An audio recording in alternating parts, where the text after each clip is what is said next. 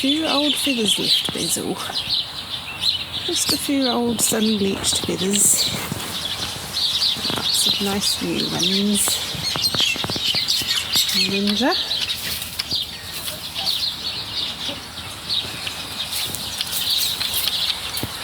Small patch of calm in the storminess before the rain comes back. Ooh. Hey guys, welcome to Wild Hope Homestead. The weather's been pretty miserable lately. We've had a lot of rain and wind, a little bit of hail and thunder. It's incredibly windy at the moment. I'm trying not to get blown away. It's been very rainy and windy and stormy.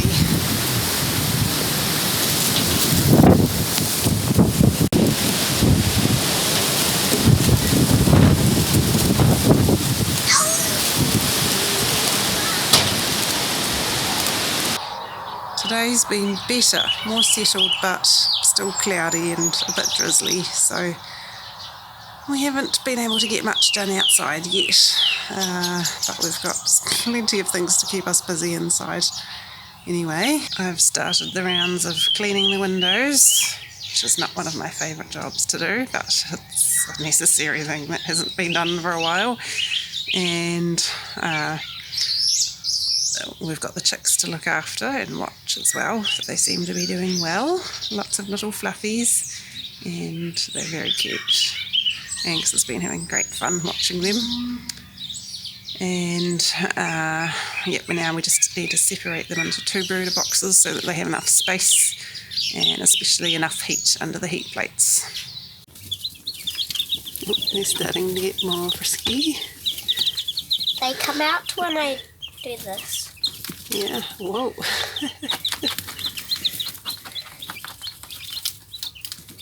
We got 24 chicks out of 26 eggs that went into lockdown. All the chicks pipped their eggs, which was good, but one died halfway through unzipping and the other one didn't progress. It was the last super slow one left, and when I investigated, it hadn't finished developing, but it was going yucky inside. It was quite disturbing, and I had to put a swift end to that, so that was sad. But after all, it was a pretty good hatch.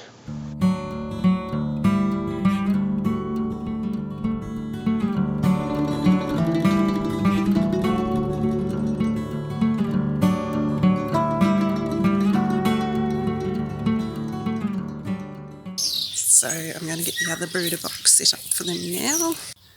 So I've got the brooder box with some wood shavings in it and a second feeder and drinker for the chicks. The heat plate's inside and the chick food's inside at the moment. The only problem with this one is that last time I temporarily had this netting taped on with what was it, electrical tape, which was never meant to last, and so that came off. And also it's breaking down, so it's got a couple holes in it. It was only supposed to be a temporary fix until I got some wire mesh cut. And then I forgot about that, so I might just have to use this for now. I can always put something on it to hold it down. One. Hello, Chicky. So now we have 2 brooder boxes. Tried to keep the smaller ones in here together. Some of them are a little bit behind the others. Now they're all freaking out. You're alright, you'll be fine.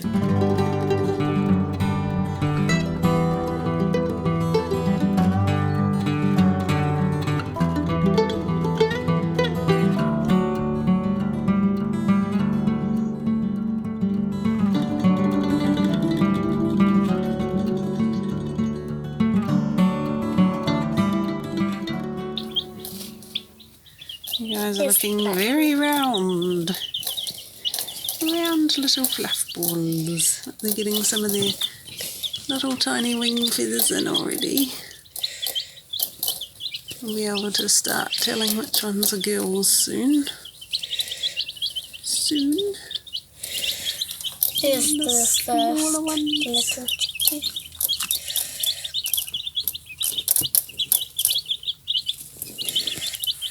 So all the chicks have hatched, and we had the most splash chicks hatch, which is pretty cool because we haven't had that many splash chicks in the past.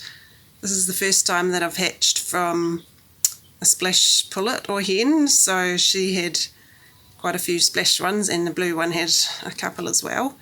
So we ended up with 10 splash chicks, 8 blue chicks and 6 black chicks.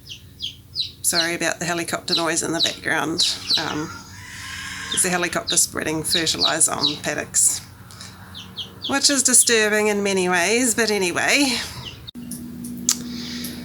Makes you wonder how much fertiliser is actually getting onto the paddocks when they're dropping it from so high.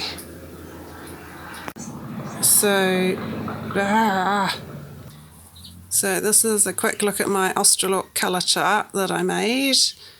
It's a little bit blurry because it's on the computer here, but this shows you what colours you can expect from the different coloured parent combinations. If you've got both black parents, you can only get black chicks, and at the other end of the spectrum, if you've only got both splash parents, you can only get splash chicks. Splash is white with blue feathers splashed throughout, and then it gets a little bit different with the blue ones in between. So we had a blue rooster, so we can only get colour combinations from this one, or this one. We had one splash girl, so half of hers should be splash and half should be blue, ideally, if the ratios were perfect. From the blue girl, we could expect to get half blue, a quarter splash and a quarter black.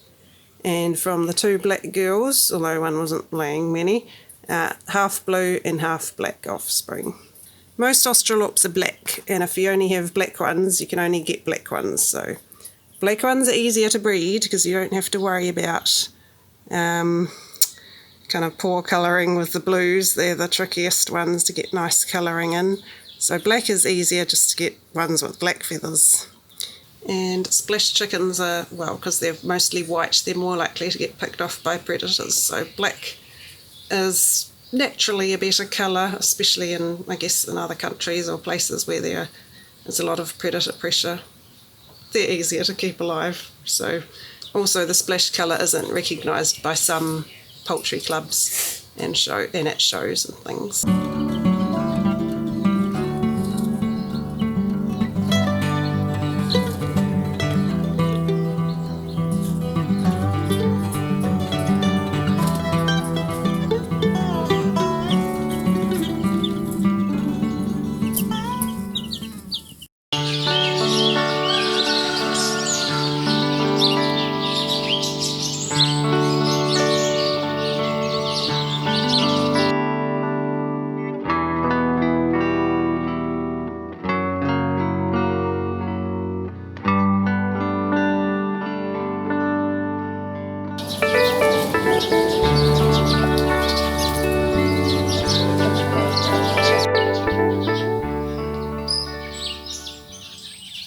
Checking out the carrots.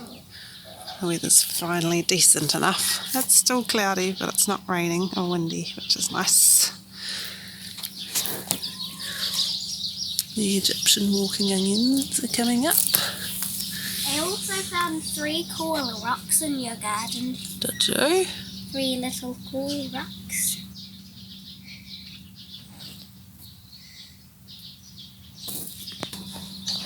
Oops, there's a branch in there. We've still got some old crops to tidy up. Some of the nasturtiums are actually still alive. Some of the smaller ones are still trucking along because we haven't had any frost since, well, the last one. The brassicas have not had much attention. They've got a little bit nibbled. The pak choy in there. Actually need to, there's another branch. Actually need to fertilise them. They've been a little bit nibbled, some of them, or eaten by slugs and snails. It's a bee. Hello, bee. Poor bees probably haven't been able to get out much at all lately. So this is my little flame weeder. It hasn't got a big burner, it's not one of the big ones, but it does small weeds. So that's what I'm going to do for these little weeds in the herb garden while it's not raining.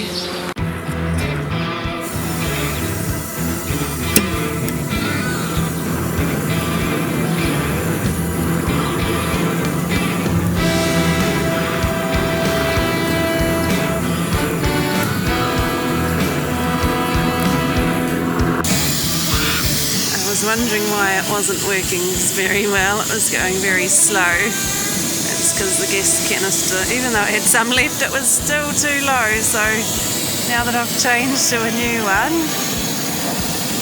it's blasting the weeds. The idea is not actually to burn them, just to heat them enough to wilt them and ruin their structure.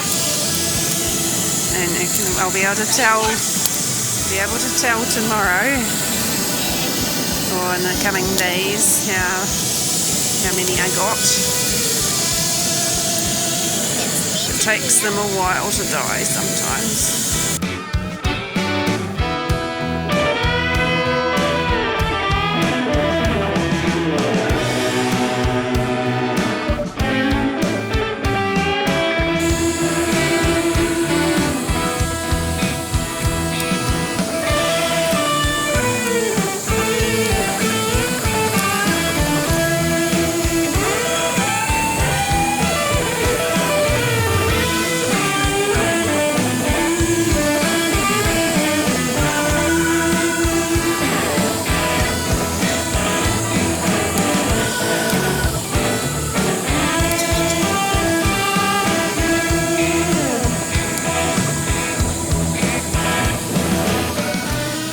There we go.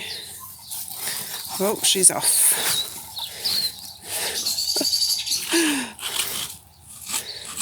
we got to do, not that, Scarlett, we got to do the weeds. Keep walking. That's if you need to trim the wax, I brought this. So we've got to weed the other half of the front plot, the other 2 rows. They're not as bad as the other ones were, but still got weeds to get out. Bit by bit. Thanks for joining us today. Choose to grow hope, and we'll see you next time. Bye.